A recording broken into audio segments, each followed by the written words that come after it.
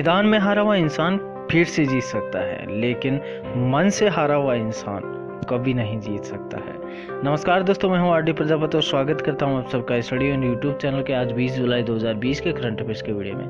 दोस्तों, आज के करंट अफेयर्स की पीडीएफ आप हमारे टेलीग्राम चैनल से डाउनलोड कर सकते हैं, जिसकी लिंक आपको वीडियो के डिस्क्रिप्शन बॉक्स में मिल जाएगी। अगर आप हमारे चैनल पर नए हैं और ये वीडियो देख रहे हैं तो वीडियो को अंत तक देखिए। आपको वीडियो कैसा लगा जरूर से कमेंट बॉक्स में बताइए। साथ ही स्टडी ऑन यूट्यूब चैनल को सब्सक्राइब करके बेल आइकन जरूर से प्रेस कर लीजिए, ताकि आने वाली वीडियोज़ के नोटिफिकेशन आपको सबसे पहले मिल जाए। अब दोस्तों, चर्चा करें उन प्रश्नों की जो कि हमने पिछले वीडियो में आपसे पूछा था। तो पहला प्रश्न था, देश के पहले केबल रेल पुल अंजी खाद पुल का निर्माण कहाँ किया जा रहा है। तो दोस्तों, जम्मू और कश्मीर यानी कि जम्मू कश्मीर में केबल रेल पुल जो कि देश का पहला होगा, अंजी खाद पुल नाम से एक पुल है, उसका निर्माण किया जा रहा है। इस पुल की जो लंबाई है वो 423.25 मीटर है और इसके बारे में हमने बेसिक डिटेल सब कुछ चर्चा कर ली थी, तो आप जो है पॉज करके आराम से देख सकते हैं। अगला प्रश्न हमने पूछा था, किस एयरपोर्ट पर भारत की पहली संपर्क रहित कार पार्किंग शुरू की गई है।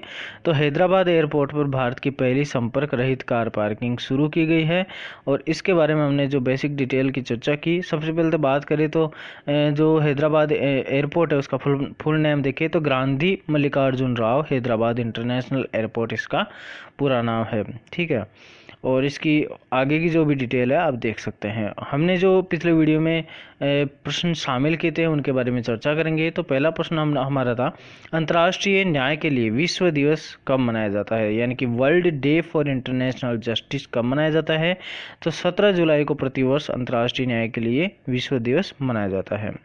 अगला प्रश्न है, हाल ही में किस राज्य की पहली महिला निर्वाचन आयुक्त नीला सत्यनारायण का हाल ही में निधन हो गया। तो दोस्तों, महाराष्ट्र राज्य की पहली महिला निर्वाचन आयुक्त थी और इनका निधन हो गया है। अगला प्रश्न था, किस राज्य के पोबा रिजर्व फॉरेस्ट को वन्य जीव अभ्यारण्य में तब्दील किया जाएगा। तो असम राज्य का ये पोबा रिजर्व फॉरेस्ट है और इसको वन्य जीव अभ्यारण्य में तब्दील किया जाएगा।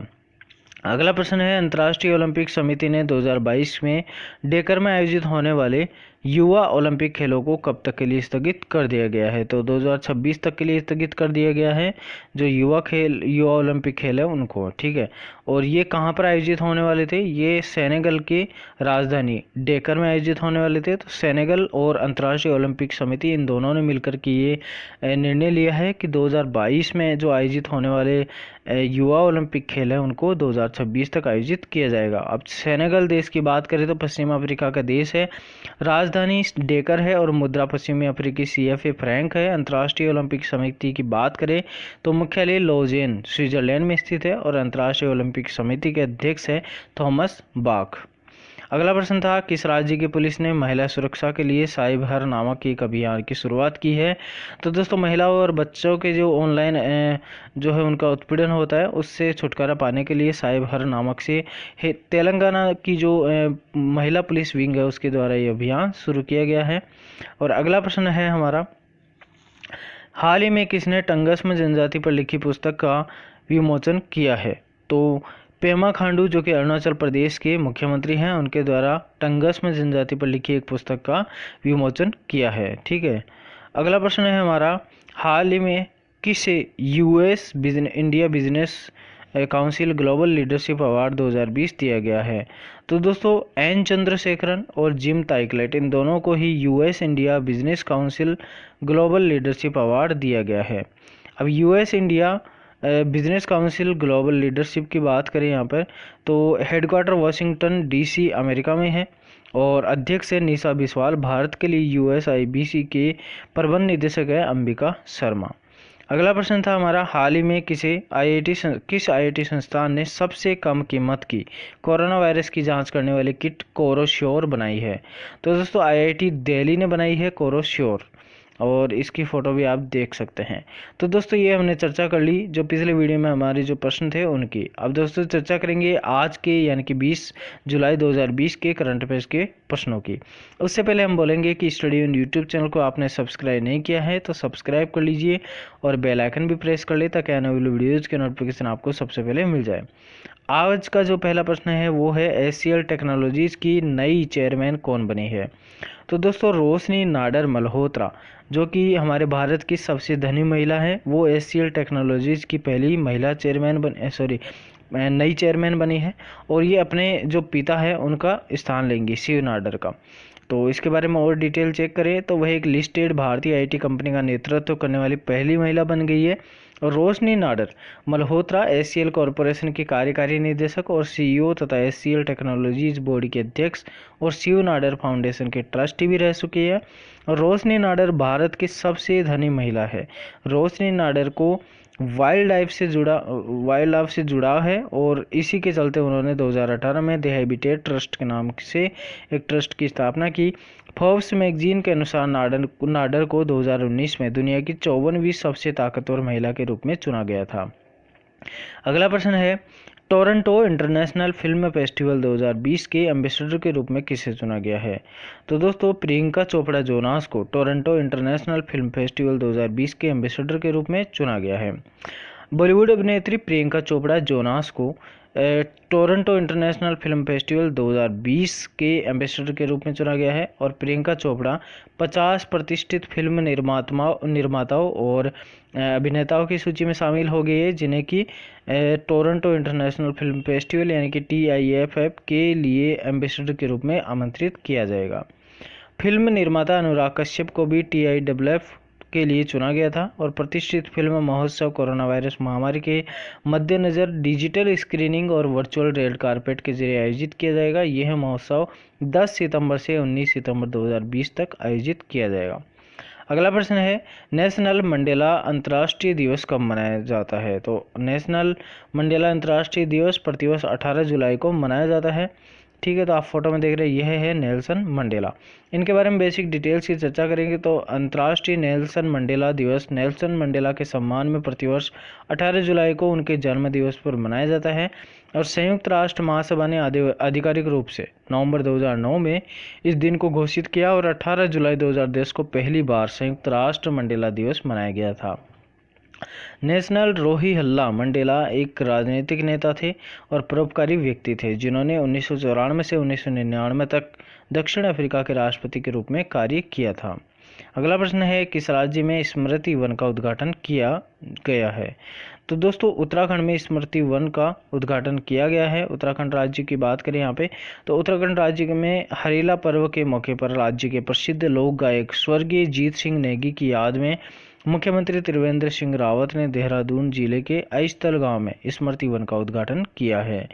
उत्तराखंड में मानसून की शुरुआत का प्रतीक हरेला पर्व हर वर्ष 3 बार पहाड़ियों में मनाया जाता है और हरेला का अर्थ होता है हरा भरा दिन। अगला प्रश्न है, वेस्ट टू एनर्जी पहल किस राज्य में शुरू की गई है? तो दोस्तों उत्तराखंड राज्य में ही यह योजना शुरू की गई है, यह पहल शुरू की गई है वेस्ट टू एनर्जी। और इसके तहत जो कचरे से जो है बिजली उत्पन्न की जाएगी, बनाई जाएगी। उत्तराखंड पर्यावरण पर संरक्षण और प्रदूषण नियंत्रण बोर्ड यानी कि UEPPCB के अनुसार इस कचरे से 5 मेगावाट बिजली पैदा हो सकती है और प्रदूषण पर भी अंकुश लग सकता है। इस योजना का उद्देश्य पहाड़ी क्षेत्र में जो ठोस कचरा होता है उससे निपटान के लिए लैंडफिल की अनुपलब्धता की समस्या को हल करना है। प्रदेश में 13 में से 10 जिले पहाड़ी जिलों के अंतर्गत आते हैं। अगला प्रश्न है, हाल ही में पैरा एथलीट और पैरा बैडमिंटन खिलाड़ी रमेश टीकाराम का निधन हो गया। उन्हें किस पुरस्कार से सम्मानित किया गया था? तो दोस्तों उन्हें अर्जुन पुरस्कार या अर्जुन अवार्ड से उनको सम्मानित किया गया था। और आप फोटो में देख रहे हैं यह जो रेड कलर में है जो फोटो मतलब जिनको कि अवार्ड दिया जा रहा है अर्जुन अवार्ड, उनका जो है हाल ही में निधन हो गया है। अगला और इसके बारे में चर्चा करें तो 2002 में पैरा एथलेटिक्स और बैडमिंटन में अपनी उत्कृष्टता के लिए अर्जुन पुरस्कार से सम्मानित खिलाड़ी रमेश टीकाराम का निधन कोविड-19 के कारण हुआ है। और उन्होंने 1995 में नोटिंगम में एक इंटरनेशनल मीट सहित शॉटपुट और जेवलिन थ्रो में कई पदक जीते हैं। उन्होंने वर्ष 2000 में विकलांगों के लिए badminton sports association of India की स्थापना की थी, जिसे अब para badminton association of India के रूप में जाना जाता है। अगला प्रश्न है, रोज क्रिस्टियानो ओसुको रोपोंडो को किस देश की पहली महिला प्रधानमंत्री के रूप में नियुक्त किया गया है? तो गबोन नाम का एक देश है और उसकी महिला प्रधानमंत्री के रूप में नियुक्त किया है और ये पहली महिला प्रधानमंत्री होगी, ठीक है, जिनका नाम है ओसोको रोपोंडो, ठीक है। इनके बारे में बेसिक डिटेल्स की चर्चा करें तो सबसे पहले आप फोटो में देख सकते हैं, यह है रोपोंडा और इनको जो है गबोन देश की पहली महिला प्रधानमंत्री के रूप में नियुक्त किया गया है। तो रोज क्रिस्टिना ओसोको रोपोंडो को गबोन की पहली महिला प्रधानमंत्री के रूप में नियुक्त किया गया है और वह जूलियन नकोगे और बेकले का स्थान लेंगी। वह गबोन की 12वीं प्रधानमंत्री होंगी। गबोन के राष्ट्रपति अली बोंगो ओंडियम्बा ने उनकी नियुक्ति की है दोस्तों।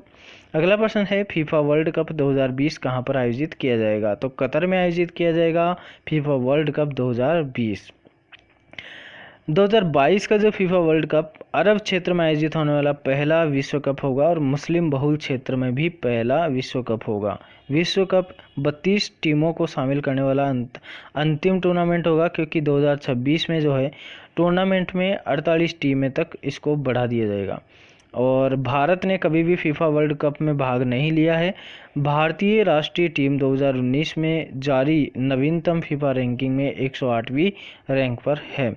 और दोस्तों ऐसा बोला जाता है कि 1950 में भारतीय टीम जो है वो फीफा वर्ल्ड कप के लिए क्वालिफाई कर गई थी, लेकिन टीम वहां पर खेलने के लिए नहीं पहुंच पाई थी। और कई लोगों का ये भी तर्क है कि भारतीय जो टीम है वह बिना शूज के ही जो है खेलती थी और इस कारण से जो है इनको डिस्क्वालीफाई कर दिया गया था। अगला प्रश्न है विश्व में इमोजी दिवस कब मनाया जाता है? तो दोस्तों प्रत्येक वर्ष 17 जुलाई को विश्व इमोजी दिवस मनाया जाता है। तो आप इमोजी दिवस को आराम से पहचान गए होंगे कि इमोजी क्या होता है और आप बेसिकली यूज भी करते हैं इस चीज़ को, ठीक है। इसके बारे में बेसिक डिटेल को चर्चा करें तो प्रतिवर्ष 17 जुलाई को ये दिवस मनाया जाता है और ये दिवस 2014 से प्रतिवर्ष इसी दिन मनाया जा रहा है। और इस दिन की शुरुआत आज से लेकर जर्मनी बर्ज ने की थी। जर्मनी बर्ज इमोजी इतिहासकार थे और इमोजी जापानी भाषा का एक शब्द है। इमोजी वेब पेज और मैसेजेस में उपयोग की जाने वाली छोटी चित्रों को कहा जाता है और यह चित्र आमतौर पर चेहरे के हाव भाव, वस्तुओं, जगह, मौसम व पशु इत्यादि की श्रेणियों को दिखाते हैं।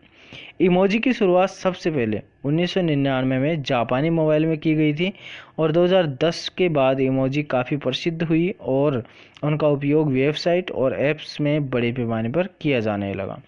तो दोस्तों ये थे आज 20 जुलाई 2020 के महत्वपूर्ण प्रश्नों का एक कलेक्शन, ठीक है। और अब चर्चा करेंगे आपके लिए महत्वपूर्ण प्रश्न जो कि आपको जवाब देने हैं कमेंट बॉक्स में। पहला प्रश्न है किस राज्य के पोबा रिजर्व फॉरेस्ट को वन्य जीव अभ्यारण्य के रूप में तब्दील किया जाएगा? और अगला प्रश्न है अंतर्राष्ट्रीय न्याय के लिए विश्व दिवस कब मनाया जाता है? तो इन दोनों ही प्रश्नों का जवाब आपको कमेंट बॉक्स में देना है।